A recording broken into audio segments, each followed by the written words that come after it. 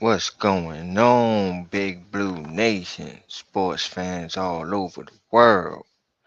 Welcome to That's on Giants. With me, your host, Shakes Montana, of course. And this is my final mock draft for the 2026 NFL draft that's coming up in less than a week away. So, without further ado, man, we had Daniel Jeremiah's, the Mel Kipers, the Ghost Dogs, the Black Mocks. Um, we had everybody do all these mock drafts, man. You got the Sunny Styles, you know what I mean?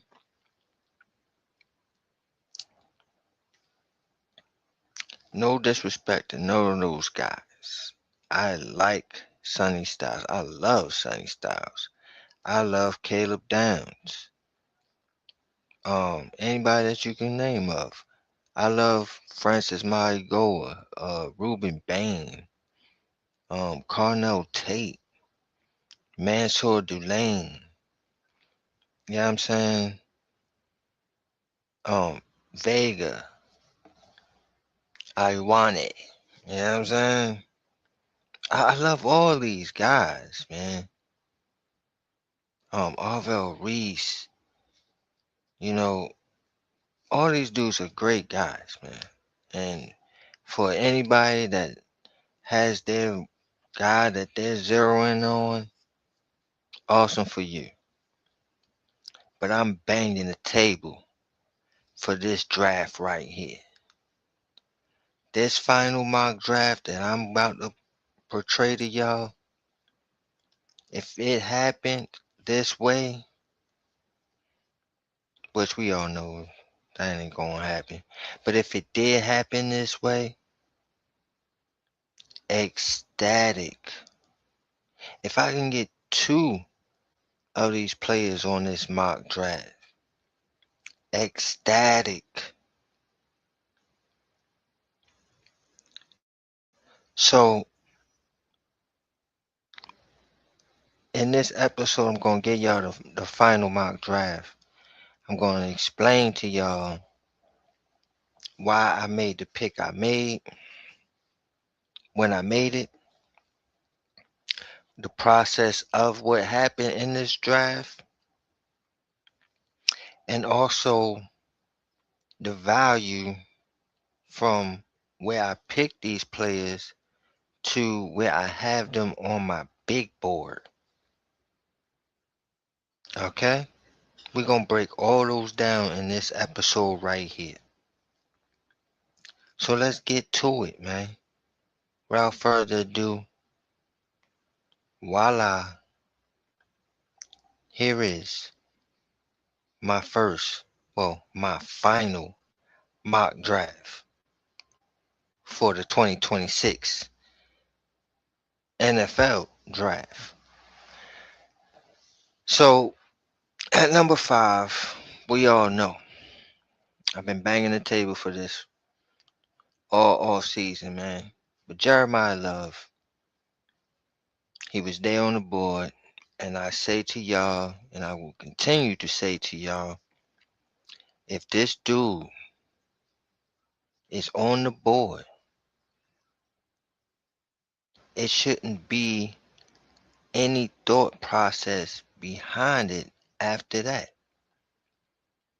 Soon as the Titans or whoever makes the pick at number 4 makes their pick, and it is not Jeremiah Love, your pick should be in.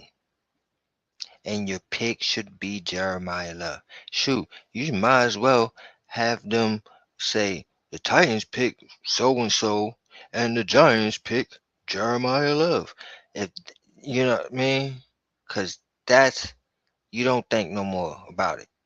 So at number 5, dynamic factor, Jeremiah Love in his backfield with a Scatterboo and a Tracy, with a Patrick Ricard, and with a renowned offensive line, I don't see how you stopping this. This is unstoppable. This is imposing your will on teams, and this is the most quarterback friendly thing that you can do at number 5 in this draft. So now we go on to the second round, which I traded with the Pittsburgh Steelers. And I traded them to go down to 53, which they then gave me number 76. And they also gave me 105. Okay? Incredible value. Incredible value. And these are some of the things that could be possible come draft nights. But, so at 53, after making this trade, who was still on the board for me was Lee Hunter from Texas Tech. Now, that's incredible value, and we will get to that. But Lee Hunter plucks a run stuffing dude, and right here with these two picks, these first two picks, you automatically addressed the things that Harbaugh said in his press conference that he wants to attack, which is stopping the run and being able to run the ball. Oh, you definitely running the ball with Jeremiah Love, but you're definitely stuffing the run with Lee Hunter. All right. Now this is granted. Dexter Lawrence is still in the building. No trade has happened. Hopefully, no trade will happen. So let's keep our fingers crossed with that. Pay him his money, please. But Dexter Lawrence next to Lee Hunter, nasty. That's nasty work. That's stuffing the run. Okay. Now you also picked up number 76, right? And you used that pick on a Chase Bison tennis, however you pronounce his name. I call him Bison, all right? But you got that incredible value as well. Again, we'll get to that. But still sticking to the theme of running the ball and stopping the run.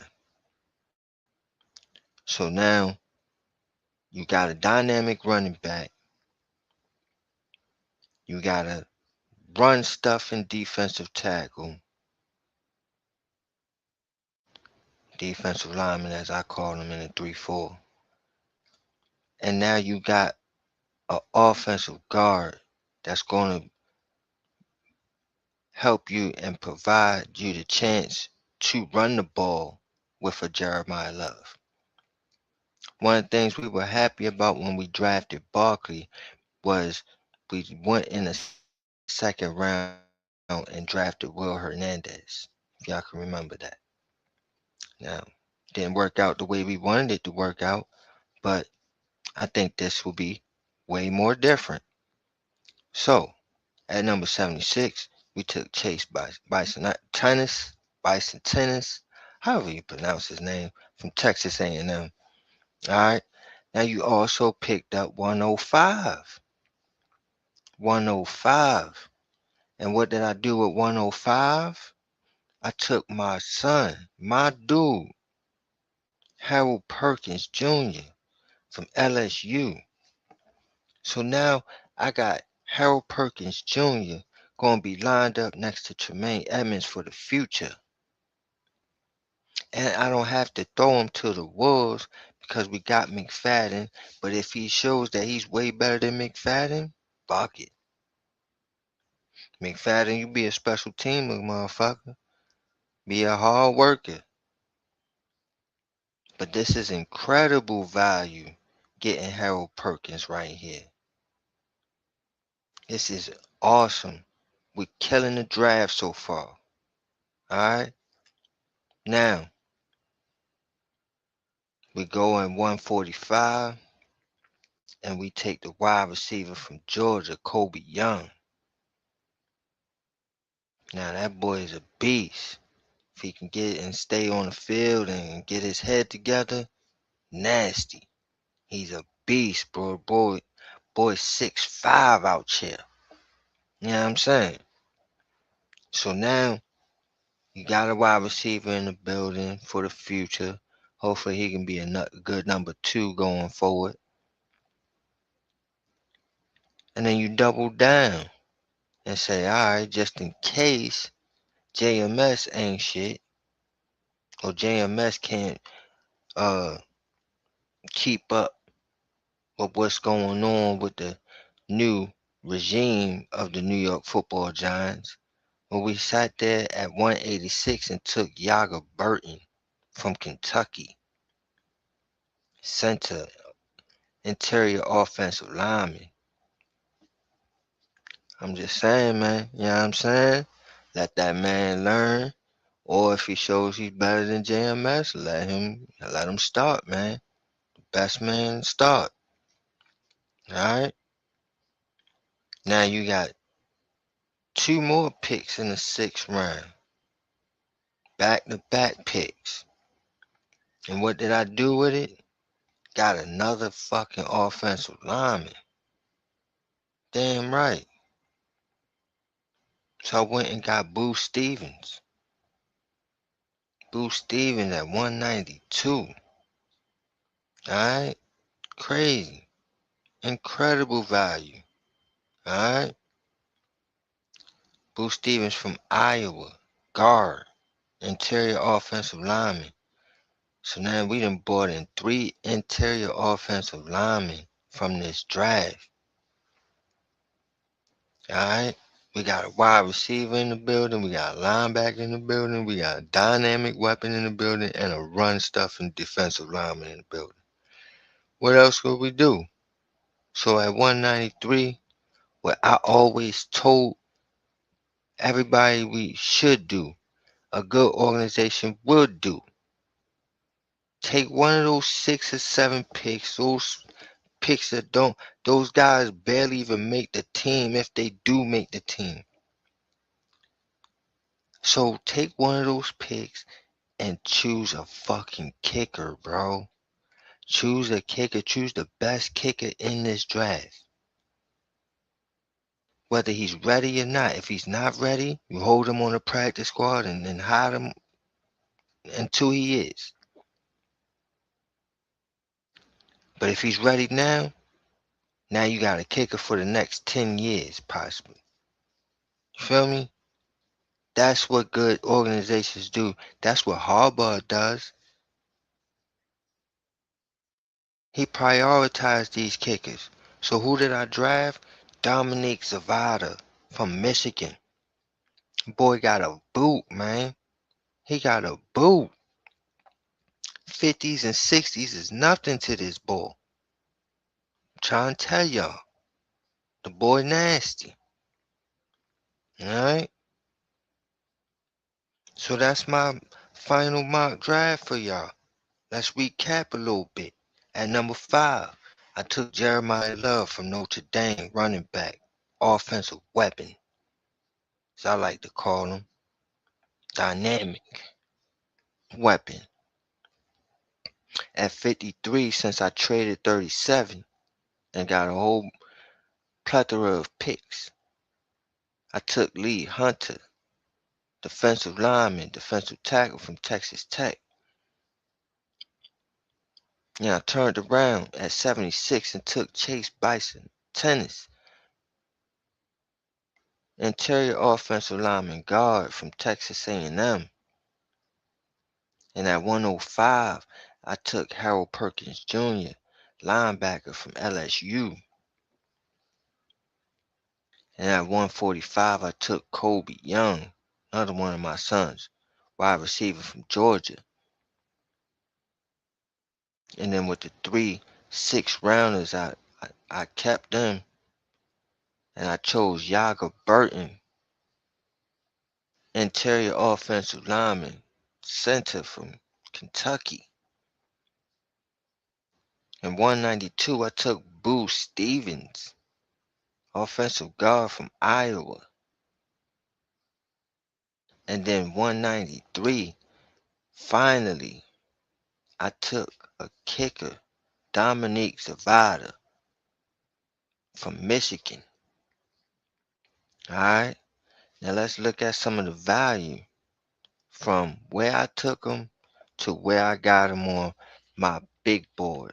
Alright, so y'all can hear the page moving right now. Right, so at number 5, I took Jeremiah Love.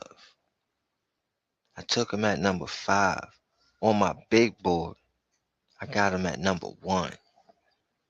So incredible value. Getting the best player in the draft at number 5.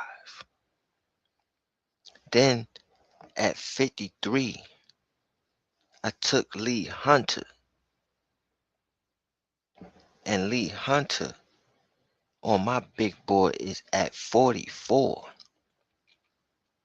Alright? So not such an incredible value, but still good value right there at 53. Then at 76, I took Chase Bison Tennis, which this is the biggest value here. At 76, I got him at 29 on my big board. 29. So that's incredible value according to me. Harold Perkins at 105, I took him at. On my big board, I got Harold Perkins at 90. So I took him at 105, and on my big board, he's at 90. So each pick, we done got some good value here. Let's keep going. Kobe Young at 145. On my big board, I got Kobe Young at 95. Incredible value there. What about Yaga Burton at 186? On my big board, I got Yaga Burton at, what I got Yaga Burton at? 119. I got him at 119. Got him at 119 on my big board, but I drafted him on my mock at 186. Boo Stevens, drafted him at 192. On my big board, I got him at 115. And last but not least, Dominique Zavada. I took him at 193. Cause what the heck? You know what I'm saying? Plus, like I said, draft a kicker, man. But not much value there. I got him at like 200. So it is what it is. But still, all in all, incredible value draft here. We got nothing but great value, and we attacked what we said we want to attack, which is run the ball and stop the run. Now, with this draft, shoot, we ready to contend. We playoff contenders with this, and I'm happy with it. So, with that being said, Thank y'all for joining me on this mock draft. Damn, did all that. Ain't put the music on, but it's all good. I hope y'all enjoyed this mock draft. Until next time, and enjoy the upcoming draft, man. This is draft week, man. It's like Christmas for us football fans. So y'all enjoy, man. I definitely will myself. And until next time, like I always say around this time, good night.